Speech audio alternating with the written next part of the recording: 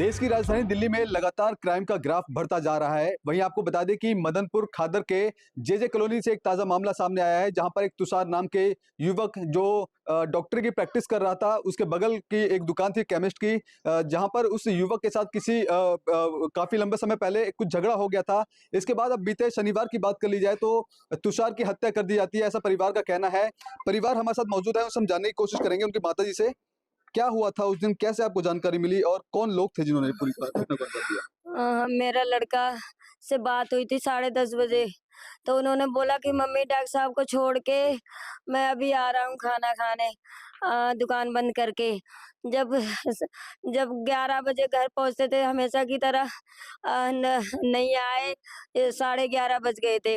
कभी कोई emergency case आ जाता था, जैसे किसी के पथरी का दर्द है, कोई परेशानी है, तो फिर वो इंजेक्शन लगा के उनको लिटा के रखते थे कि जब वो जाएंगे आधे पौने घंटे में, जब मैं घर जाऊंगा आराम मिल जाए मम्मी। मैंने सोचा कि कोई 11 बजे नहीं आया तो कोई पेशेंट आ गया होगा। मैंने 11:30 बजे फ़ोन करा, तो मेडिकल वाला जो सुधाकर लड़का है, उस लड़के ने बताया कि हमारा एक्सीडेंट हो गया है, तुषार खत्म हो गया है, वो नहीं रहा, उसको लेके जाओ। जब हम दौड़े-दौड़े वहाँ पहुँचे हैं, जमुना जी के किनारे, जहाँ बिल्कुल फील्ड है, रेत है, मिट्टी है, वहाँ ना कोई पहाड़ है, ना वहाँ पे कोई खंभा है, ना पेड़ है, जिससे एक्सीडेंट तो वहाँ पे कुछ भी कि तो वो जब हम वहाँ पहुँचे तो वो हमें देख के सुधाकर भागने लगा। मेरे लड़के ने पकड़ के उसके 2-4 चाटे-वाटे मारे। वो चाटे-वाटे थोड़ा-सा हाथ-पाँव मोड़ दिया था इन्होंने, हमारे बेटे ने। वो दिखा रहा है कि हमारे भी एक्सीडेंट से चोट लगी है। उसके एक खरोच भी नहीं आई, और हैरानी की बात है जो डिक्की है उसपे एक स्क्रैच नहीं है।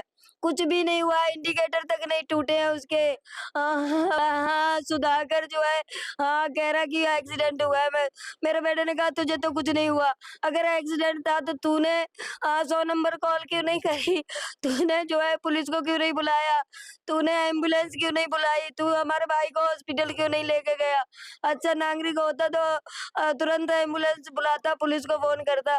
उसने ऐसा कुछ नहीं किया। अच्छा माता उसने जी, सुधाकर की और तुषार की कभी झगड़ा-वगड़ा या पहले कभी कोई ऐसी हाँ, दुश्मनी? 2 महीने पहले इनकी किसी बात पे मारतोड़ हुई थी, हमें अब पता चल रहा है। हाँ, इनकी मारतोड़ हुई थी, मुझे नहीं पता किस बात पे हुई थी। हाँ। अभी पुलिस का क्या कुछ पुलिस कहना है? पुलिस ने संडे के दिन मेरे बेटे का पोस्टमार्टम करवाया। पुलिस ने संडे के दिन बॉडी मंगाई, फिर सीधा लेके जा रहे थे, जोर दे रहे थे कि सीधा हम शमशान ले जाएँ। पुलिस ने चिता तैयार करवाई मेरे बेटे की, सब चीज़, मुझे कुछ नहीं करने दिया। हमारा बेटा लड़ गया इस बात पे कि हमारे गाँव से सब आए हैं उसको देखने के लिए, तो हम ऐसे कैसे लगा देंगे। थोड़ी देर के लिए पुलिस वाले सब साथ आए, थोड़ी देर को दरवाजे पे लेके आए, फिर उसको जोर दे के ले गए तो वहाँ शमशान घाट, वहाँ पहले से चिता तैयार कर रखी थी पुलिस वालों ने। कह रहे हैं हम तुम्हारी मदद कर रहे हैं। क्या हम अपने बेटे की मिट्टी नहीं लगा सकते थे? उसका अंतिम संस्कार नहीं कर सकती थी क्या मैं? अ, इसके बाद उनकी बहन है, उनसे भी हम जानने की कोशिश करेंगे कि भाई जब आता था घर पे, कभी इससे पहले जब झगड़ा हुआ था तो बताया था किस बात को लेके झगड़ा हुआ था? इनकी शादी नहीं हो सर, गई इसमें है। कुछ नहीं बताया था कि इनका किस बात पे झगड़ा हुआ था।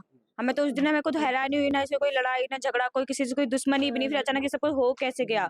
वो लड़के सबने इतना पूछा कि भैया चलो आपकी गलती नहीं है, आपने कुछ नहीं किया, तो आप साथ में मौजूद थे, तो आप बता तो सकते हो किसी और ने किया हो या आपसे ही गलती से कुछ हुआ, कुछ तो बताओ। वो कुछ भी बताने को तैयार नहीं, बस वो एक ही नहीं बात पे बोल टिके रहा हैं है। कि एक्सीडेंट हो गया। अरे एक्सीडेंट हुआ, जरा सा बाहर आके शोर मचा देते, पब्लिक चलती, पब्लिक आ जाती हेल्प के लिए, तुमने कुछ भी नहीं किया। अब तुम कह रहे हो एक्सीडेंट हो गया, तुम खड़े-खड़े तमाशा देख रहे थे एक्सीडेंट हुआ? किसी ने कुछ किया हो, तुमने नहीं किया, चलो कोई जब नहीं, पुलिस तुमने ये शनिवार की घटना थी, आज वीरवार हो चुका है, शुक्रवार हो चुका है। क्या अभी तक पुलिस ने कार्रवाई कुछ अभी कुछ भी नहीं किया। हम जो करना है करो, हम कुछ नहीं करेंगे। कोई कुछ कर ही नहीं रहा है, पैसे ले लिया, कोई कुछ करेगा। हम गरीब है, हमारी सुनवाई नहीं हो रही है, हमें परेशान, मेरे घर वाले परेशान है, रो रो के सबकी हालत खराब हो रही है। मेरा छोटा भाई था, इतने सपने थे उसके, इतने अरमान थे, सब मिट्टी में मिला दिए। क्या काम करता था तुषार? क्लिनिक में काम करता था, कंपाउंडर था। कौन था? जी। अब प्रशासन से क्या कुछ मांग कर रहे हैं आप? लगभग 1 हफ्ता बीत चुका है, एफआईआर दर्ज नहीं हुई है और जिस पे आपको शक है उससे भी पूछताछ पुलिस नहीं कर रही है। आप सर अभी कोई पूछताछ नहीं कर रही है पुलिस। कहती हूँ, हाथ जोड़ के विनती करती हूँ प्रशासन से, रेखा गुप्ता से, कि हमें इंसाफ दिला दीजिए। मेरे बेटे को क्या हुआ, क्यों किया मेरे बेटे के साथ? सारी चीजें सामने आनी चाहिए, सारी चीजें सामने आनी चाहिए। न्याय दिलवाइए प्लीज, न्याय तो दिलवाइए देखिए मेरे किस बेटे तरह से को। बेबस माँ अब दिल्ली की मुख्यमंत्री पर एक उम्मीद जता रही है कि शायद इनके परिवार को जिस तरह तुषार के साथ जो घटना हुई है उसका इंसाफ मिल सके। अब ऐसे में इंतजार है कि पुलिस इन्वेस्टिगेशन में एफआईआर कब दर्ज होगी, कब जो आरोपी है वो पकड़ा जाएगा, या बाकी जिस तरह से बताया जा रहा है ये पूरा एक्सीडेंट था, क्या ये एक्सीडेंट था या फिर एक सोची समझी साजिश के तहत तुषार को मारा गया।